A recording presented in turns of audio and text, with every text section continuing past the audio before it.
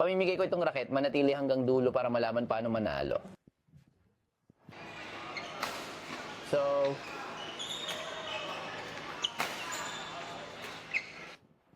nilaro ko to kahapon, gaya ng nakita nyo sa live ko, kung nandun kayo sumasakit ang balikat ko, bro, sobrang sakit ng balikat ko, ewan ko kung ano meron sa raket na to, hindi talaga maganda at wala pang magandang dahilan, hindi kagaya ng Superstar 10 o mga high-end na Unix racket, hindi user-friendly, pero kapag nagamit mo ng tama, magaling ang performance, makukuha mo, maganda ang touch, mabilis ang bilis, ganun talaga. Ayaw mo, okay. Makikita nyo mamaya na hindi ito for you racket at meron akong mga numero tinimbang ko ito. Inihambing ko ito sa 3 kong 1000Z. Inihambing ko ito sa Superstar LT na mas malapit ang timbang kaya itinuturing ko itong 5U racket. Kaya please kapag bibili kayo nito, wag nyo isiping ito ay 4U racket talaga. Sige, gagawin ko ito on cam kasi ginawa ko na ito kahapon. Pero para sa reference, sukatin natin muna ang 1000Z ko. Yan, 92 grams. At ito yung racket na may sirang string, pero di pa namin tinanggal ang mga string na yon. Ito ang sirang racket ko na hindi pa naayos para sa video, pero dapat pareho pa rin ang timbang nito. Wala naman tinanggal talaga. Ayun, 91 bago ito bumagsak. Nakita nyo di ba yung huli? Isa na namang para sa'yo. X Nano Flare with X Pulse 65. Alam nyo na grip. Okay. 92, ayun, napaka-consistent. Kaya naghahanap tayo ng nasa high 80s mark o 90. Para ito ay tunay na maituturing na 4U G5 rocket. At tinitingnan natin.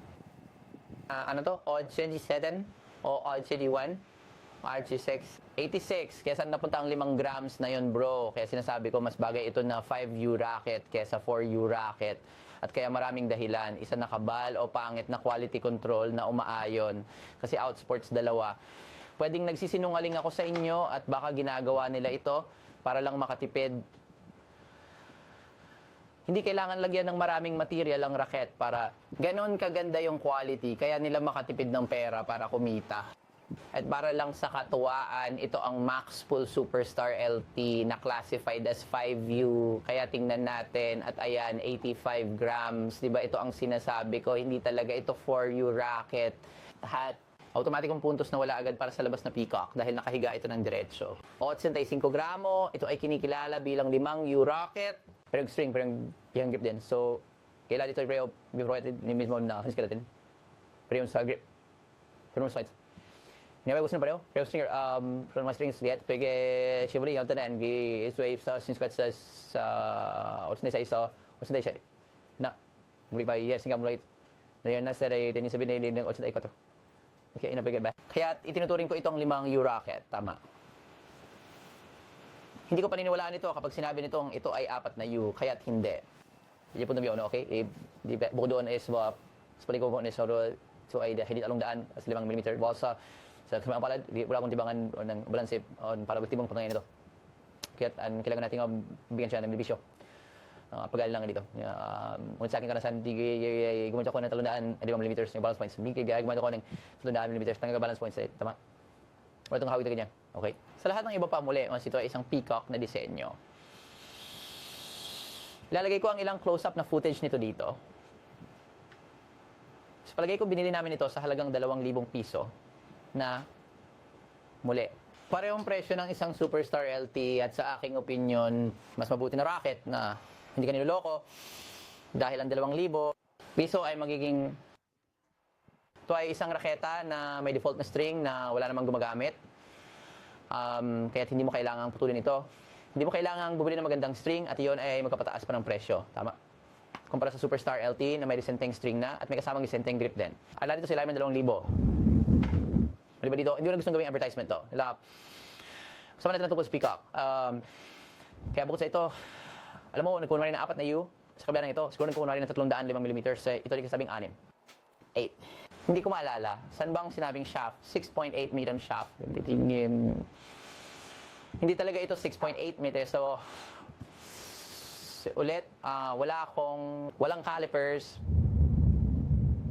Hindi ko ito masukat para sa'yo. Sa karanasan ko, nakagamit na ako ng mga raketa na rated para sa 6.8, 6.5, 6.3, 6.1. Tulad ng Axworks 100, ang 100ZZ, di ba pareho silang 6.1mm. Sa tingin ko, ang 1000Z ay nasa 6.5 na. Kaya, maaaring 6.8 meto kung walang pintura na talagang mapanin lang dahil ang karamihan sa mga manufacturers ay nakakit ang kapal ng shaft base sa final na produkto. Kaya ang pakiramdam nito ay mas malapit sa 7mm. Sabi ko kahapon na makatulong sana ang makapal na shaft. Kasi ang mas makakapal na shaft ay madalas may whip, mas madali ang pag-produce ng power. Pero sa karanasan ko, hindi ito nakakatulong, di ba? Ang swing dito ay, kahit pa ito isang bagong string, di ba? Ito ay isang bagong Expo 65 string na tinipa ko kahapon o nung isang araw. Tinipa ko ito kasama si Uncle James na palagi nagtitipa ng mga raketa ko. Tama? Kaya hindi ito dahil sa pagtitipa. Hindi ito dahil sa string. Pakiramdam lang talaga ay patay na raketa. Patay na raketa dito parang hollow ang swing.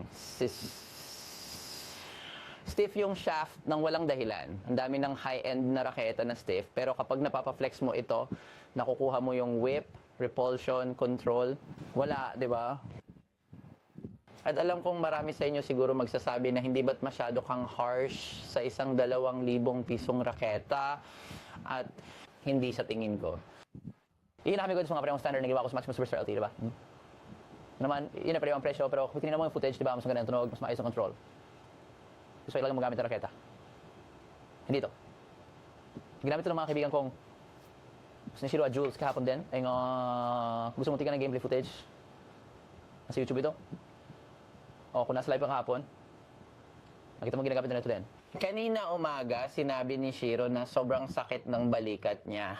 Hindi ko alam kung bakit ganito ito, pero napakasakit gamitin. Pareho pa rin ng tension, di ba? 26 by 28. Yun ang lagi kong gamit sa lahat ng racket reviews ko. Nandito na. Basically, sinasabi ko lang na sinusubukan kong maging objective at consistent. Kahit alam ng lahat na di ko gusto ang Alp Sports, sinusubukan ko pa rin maging patas sa review. Ang hirap lang kasi pangit talaga ang racket. May maganda ba sa racket na ito? Para sa akin, honest lang, kung ikukumpara ito sa ibang racket mula sa Alp Sports, parang QY o QY 2.0.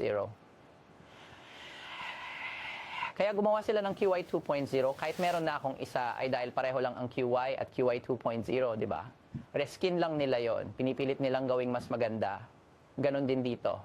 Sinabi nilang dahil may boost cap ito, gaganda ang smash performance mo. Hindi, di totoo yan. Sinusubukan kong gawing produktibo ang review na to, pero wala talagang masabi tungkol sa racket na ito.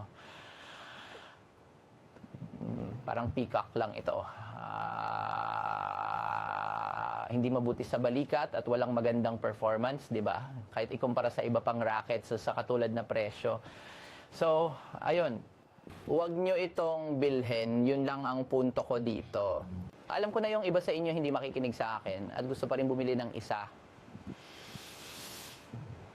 Kaya ipamimigay ko na lang to kasi ang dami ko ng racket dito sa condo ko. Kita nyo naman. Kaya para makasali sa giveaway, sumali sa Discord, nandyan yung link sa taas ng bio ko. Tapos, like, follow, comment, repost, at itag 3 tao sa baba. Ang mga winners ay i-announce sa Discord. Okay? Kung hindi ka na sa Discord, hindi mo malalaman kung nanalo ka o hindi. Okay, so, ayan. Ito ang peacock, isa pang racket na hindi dapat bilhin mula sa Alp Sports. Ang tanging dahilan kung bakit ko ginawa ang review na ito ay dahil hindi lahat alam na hindi dapat bumili ng Alp Sports. Kaya kung patuloy ang Alp Sports sa paggawa ng bagong racket, patuloy naman akong bibili at sasaktan ang balikat ko. Oo, parang gusto kong sabihin ng isang mabuting bagay tungkol sa racket na ito. Wala talaga. Kahit ganun pa man, mas pipiliin ko pa rin yung Barbecue 3 kaysa dito, di ba? Na alam mo medyo masama pa rin, pero mas mabuti pa rin kumpara dito. Kahit na 8U racket yun, ito naman 4U racket. Pero oo, pakinggan nyo naman ako guys. Gusto ko lang yung pinakamabuti para sa inyo. Wala akong kinikita, kaya pakiusap, makinig lang kayo, di ba? Sige. Paalam.